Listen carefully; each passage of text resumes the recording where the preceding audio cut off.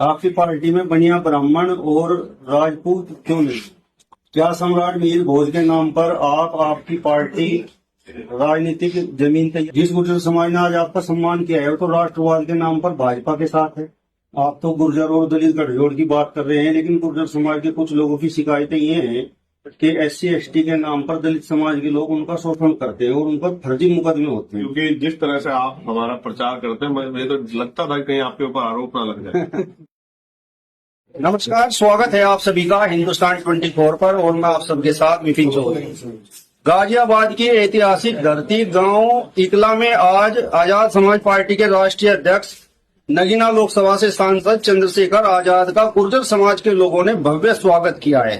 फूलों की वर्षा की है और तस्वीरों में आप देख सकते हैं पगड़ी पहनाकर चंद्रशेखर आजाद का सम्मान किया गया है। बातचीत करने के लिए स्वयं चंद्रशेखर आजाद जी हमारे साथ में मौजूद हैं। चंद्रशेखर जी, जिस तरीके से गुर्जर समाज ने आज आपका सम्मान किया है, तो इस सम्मान पर आप क्या कहेंगे? देखिए, मैं सबसे पहले तो क्योंकि पैसा, पावर, ये सब चीजें एक जगह है और सम्मान जो है उसका स्थान बहुत बड़ा है। तो जिस तरह का सम्मान आज गुर्जर समाज की सरदारी ने मेरा किया है, उन्होंने मेरे ऊपर एक कर्ज जो है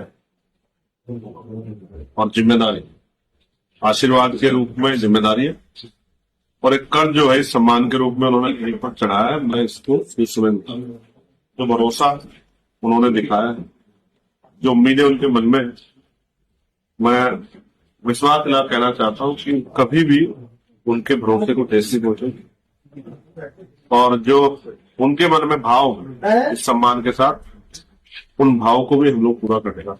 मैं दिल से बड़ा अभिभूत हूँ उनके इस तरह के स्वागत से और हमारा पूरा प्रयास रहेगा कि भाईचारा एकता बने और इसके जरिए जो प्रदेश में बहुत सारी समस्या पैदा होगी, राजनीतिक शक्ति बनाकर उनको दूर किया। गुर्जर समाज में पगड़ी का बड़ा महत्व है और ये एक तरह से जिम्मेदारी है और गुर्जर समाज के जिम्मेदार लोगों ने आपको ये पगड़ी पहनाई है, यानी आपके सर पर जिम्मेदारी रखी है, तो इस जिम्मेदारी को कैसे निभाएंगे?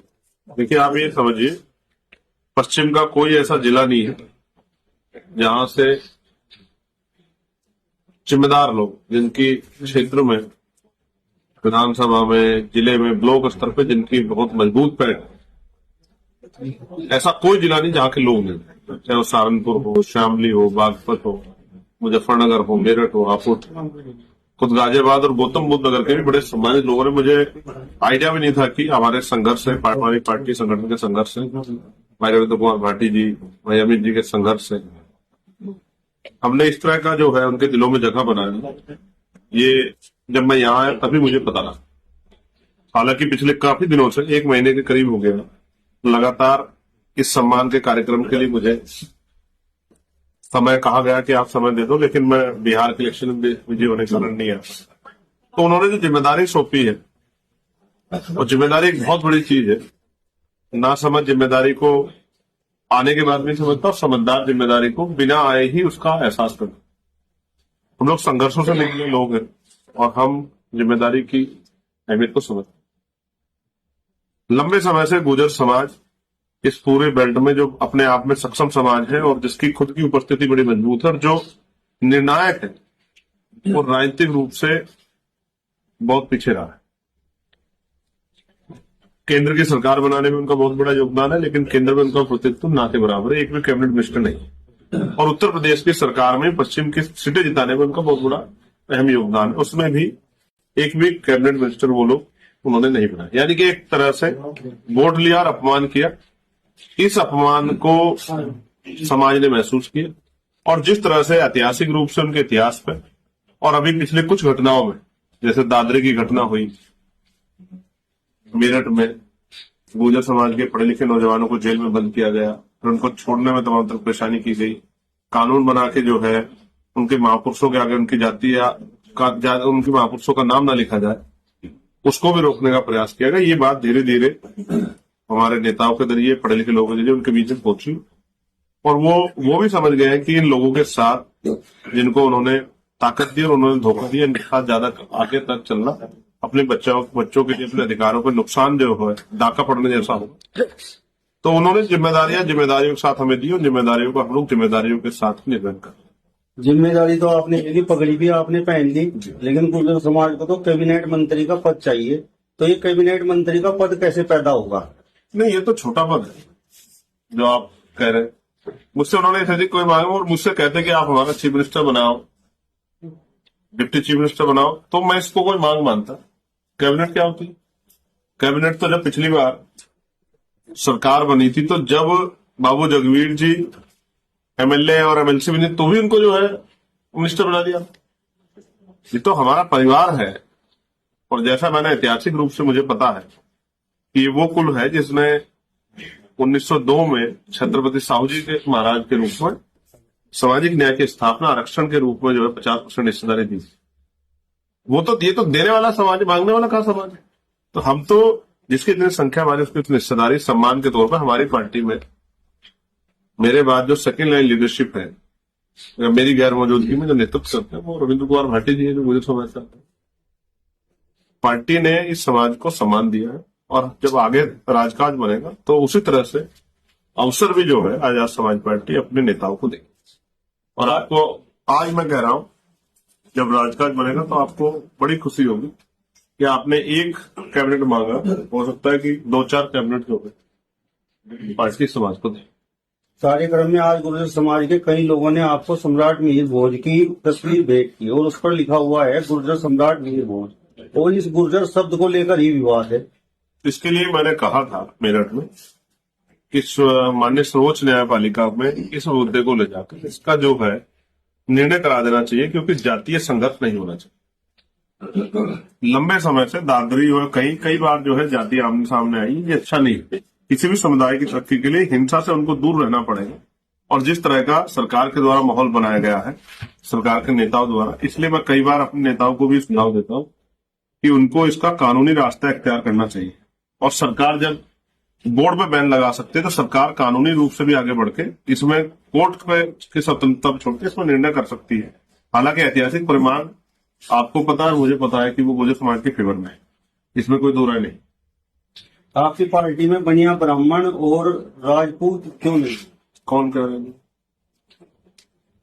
आप पे कहा हमारी पार्टी का डेटा लाओ दिखा, बता। नहीं कोई जिम्मेदार पद, जो जिम्मेदारी जो समाज जुड़ जाएगा उसको जिम्मेदारी का फर्क भी भाई। अभी हम लोग कमजोर समाज के लोग आंदोलन चला रहे हैं। कोई अच्छा सामाजिक न्याय को मानने वाला, गरीब कमजोर समाज को अपना परिवार मानने वाला, उनके लिए संघर्ष करने वाला जो मजबूत आदमी आ जाएगा और मजबूती से काम करना चाहेगा, उसको जिम्मेदारी भी देंगे। हम जातियों के खिलाफ नहीं, हम विचार के आधार पर आंदोलन चला रहे हैं। जिस विचार सहमत हो उसका स्वागत करेंगे। आप बताओ, अगर आपके पास डेटा हो तो क्या तो दे दो, वरना आरोप तो नहीं लगाने चाहिए। क्या सम्राट मिहिर भोज के नाम पर आपकी पार्टी राजनीतिक जमीन तैयार कर रही है? मैं तो इस विवाद का खात्मा चाहता हूं। राजनीतिक जमीन तो तब ढूंढी जाएगी जब इस वजह से इसको मुद्दे को बढ़ाना हो। मैं तो कह रहा हूं कि इसको माननीय सर्वोच्च न्यायालय में ले जाकर इसका निर्णय हो जाना चाहिए। तो जब मैं इस निर्णय की मांग कर रहा हूं कि इसका निर्णय आ जाए, जैसे कई सारे, जैसे राम मंदिर का भी इशू है, बहुत सारे ऐसे बड़े मामले जिसमें बहुत लोगों की, करोड़ों लोगों की भावना जुड़ी हुई थी, और फिर माननीय सर्वोच्च न्यायपालिका से वहां निर्णय आया, तो लोगों ने फिर उसको सहमति जाहिर की। तो मैं जब ये बात कह रहा हूं कि कोर्ट को इसका निर्णय दे, सरकार को संज्ञान लेना चाहिए, सुप्रीम कोर्ट को संज्ञान लेना चाहिए, तो मैं इस पर राजनीति कर रहा हूँ? आप मुझे बताओ भाई। मैं तो किसी जो कंट्रोवर्सी चल रही है उसको निर्णय की तरफ ले जाना चाहता हूँ, हल चाहता हूँ। मैं नहीं चाहता गुर्जर समाज के पढ़े लिखे बच्चे इस आंदोलन का हिस्सा बने, और उनको जिस तरह सरकार ने झूठे मुकदमे लगा जेल भेजा, उनको जेल भेजा जाए। मैं तो इसके खिलाफ हूँ। मैं तो उनसे कह रहा हूँ कि वो पढ़े लिखे डॉक्टर, इंजीनियर, IAS, IPS, वकील बने और प्रदेश की, देश की सेवा करें, और अपने कमजोर वर्गों का हाथ पकड़ के उनकी भी सेवा करें। जिस गुर्जर समाज ने आज आपका सम्मान किया है, तो राष्ट्रवाद के नाम पर भाजपा के साथ है। धीरे धीरे आंखें खुलेंगी। राष्ट्रवाद का मतलब सिर्फ नारे नहीं होते। जब भारत पे लाखों करोड़ों कर्जा होता है, तो ये भी राष्ट्रवाद पे प्रहार होता है। जब देश की सुरक्षा पर खतरा होता है, और देश के अंदर भी और देश की सीमाएं सुरक्षित नहीं, तो ये भी राष्ट्रवाद पे खतरा हो। राष्ट्रवाद का मतलब ये नहीं कि देश गुलामी की वीडियो में, आर्थिक वीडियो में जकड़ा जाए, और देश का एक बहुत बड़ा हिस्सा रोटी कपड़ा मकान के लिए भी लड़े और एक बहुत बड़ा हिस्सा तमाम संपन्नता प्राप्त कर जाए। तो ये भी राष्ट्रवाद का मतलब सिर्फ जो है नारे नहीं। आपको याद है भगत सिंह ने क्या कहा? उन्होंने कहा था कि असल संघर्ष तो आजादी के बाद शुरू होगा, जब कमजोर वर्ग के लोग अपना हिस्सा मांगेंगे और जो सत्ता में स्थापित लोग होंगे वो उस हिस्से को देने के नाम पे उनके ऊपर आरोप लगाएंगे, उनको देश विरोधी बताकर उनको जो उनके संघर्ष को कमजोर करने का काम करेंगे। आज कोई ऐसा आप विरोध प्रदर्शन बताओ जिस पर सरकार ने आरोप न लगाया। किसान आए तो कहा किसान नहीं है, ये तो खालिस्तानी है। नौजवान आए अग्निवीर पे तो कहा नौजवान नहीं है, ये तो विरोधियों के विपक्षी पार्टियों के कार्यकर्ता है।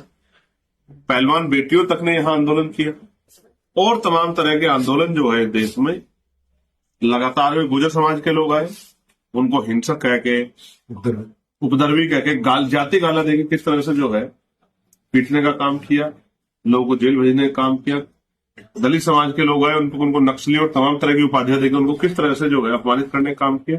कोई एक ऐसा आंदोलन बता दो जिसका स्वागत सरकार ने किया हो कि आंदोलन सही। अगर किया हो तो आप बताओ। मेरी जानकारी में तो नहीं। मैं तो हिस्ट्री का स्टूडेंट भी हूँ और वकील भी हूँ।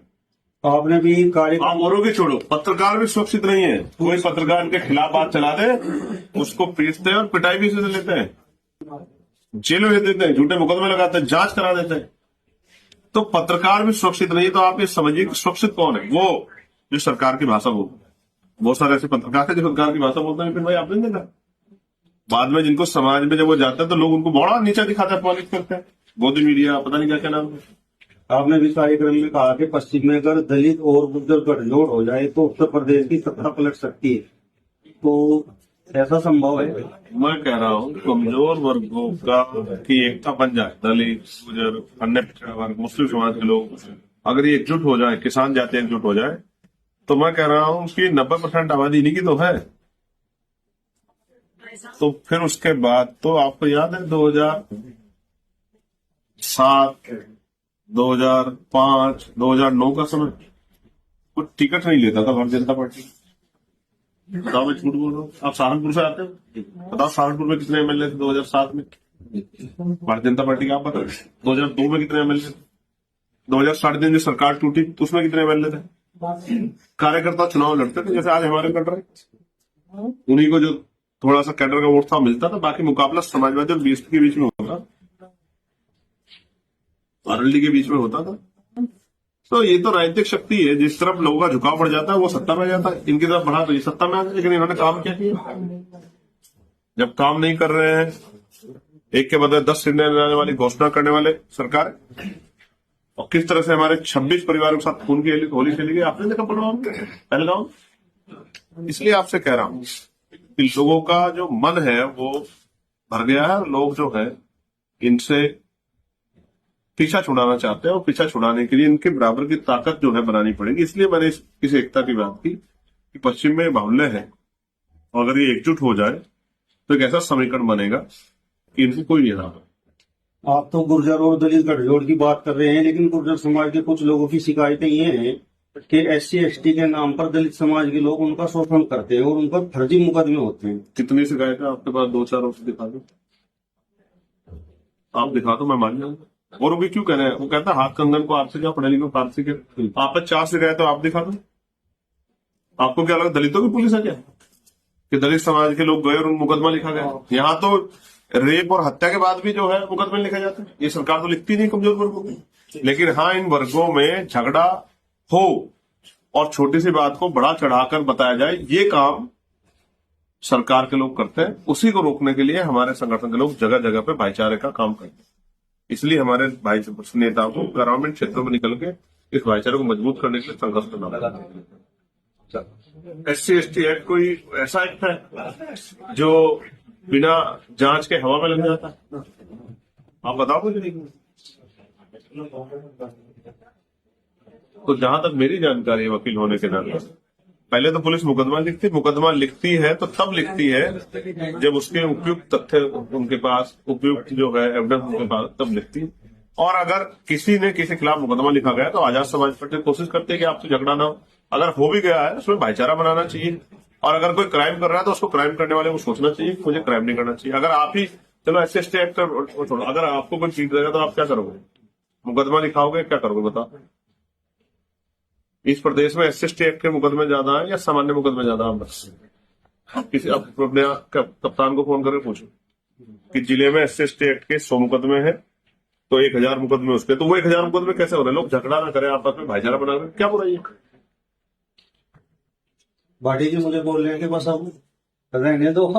मैं एक सवाल और पूछना आप बिल्कुल पूछो, आप बिल्कुल पूछो क्योंकि समय कम है। हाँ समय एक सवाल आखिरी सवाल है कि आप तो धर्मनिरपेक्ष देश के पक्ष में हैं, हाँ। लेकिन बाबा बागेश्वर हिंदू राष्ट्र के लिए यात्रा निकाल रहे हैं, तो आप पहले मुझे बता दो, मैं आपका व्यू जानना चाहता हूँ एक पत्रकार होने के नाते, जो निष्पक्ष होता है, क्या भारतीय संविधान के आधार पे बना हुआ धर्मनिरपेक्ष राष्ट्र आप इसको धार्मिक राष्ट्र बनाना चाहते हैं या इसका समर्थक है आप? हम तो संविधान के हिसाब से चलते हैं।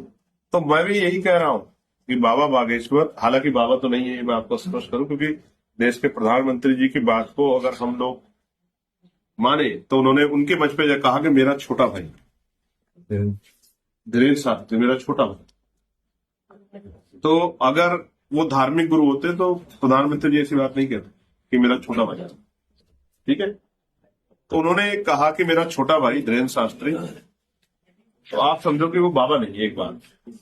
दूसरी बात, अब वो इस देश के स्वरूप को बदलने की बात कर रहे हैं, धार्मिक राष्ट्र बनाने की बात कर रहे हैं, जो संविधान के विरोध में है। इसलिए मैं उनकी इस यात्रा का, हालांकि वो निकाले, लोकतांत्रिक व्यवस्था में छूट है, मैं समर्थन नहीं करता। लेकिन आप मुझे बताओ, कल अगर मुसलमान निकल पड़े कि हम इसको इस्लामिक राष्ट्र बनाना चाहते हैं, तो क्या उनको इतनी परमिशन छूट मिल जाएगी कि धार्मिक राष्ट्र बना दे? सिख निकल पड़े कि हमें इसको खालिस्तान बनाना है, या गुजर निकल पड़े कि हमें इसको गुजरस्तान बनाना, फिर क्या होगा? क्या इतनी छूट किसी को मिल सकती है? लेकिन अब धीरेन्द्र शास्त्री को क्या जरूरत है यात्रा निकालने की?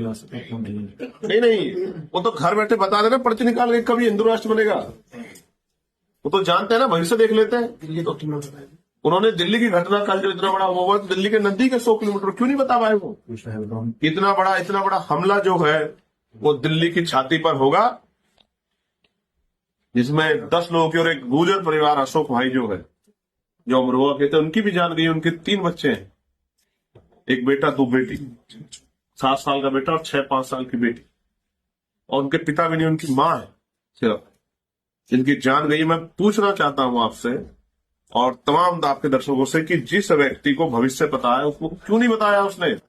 उनके साथ तो सुरक्षा चल रही, ऐसा भी नहीं कि अपने कमरे बंद थे, बड़े बड़े अधिकारी चले, उनको बता देते कि दिल्ली में हमला होने वाला है, क्योंकि तो पर्ची निकाल के बताते हैं भविष्य क्या। तो जब वो पर्ची निकाल के बता देना कि देश कब जो है धार्मिक राष्ट्र बन जाएगा, उनको क्या जरूरत है यात्रा निकालने की? और किसके काल में बनेगा, क्यों बनेगा, और इस राष्ट्र की कल्पना क्या होगी, इसका संविधान क्या होगा, इसमें गुजर कहां खड़ा होगा, इसमें जाट कहां खड़ा होगा, इसमें सैनिक कहां खड़ा होगा, पिछड़े वर्ग को क्या अधिकार होंगे, उनको तरक्की का अवसर मिलेगा नहीं मिलेगा? तो इसकी तो कोई उनके पास होगी। तो स्पष्ट ये यात्रा पॉलिटिकल यात्रा है, और इस यात्रा को सफल कराने के लिए पॉलिटिकल लोग जो है उनकी जी जोर से मदद कर रहे हैं। ये सब दिक्कत है, कमजोर वर्ग तो देख ही रहा है।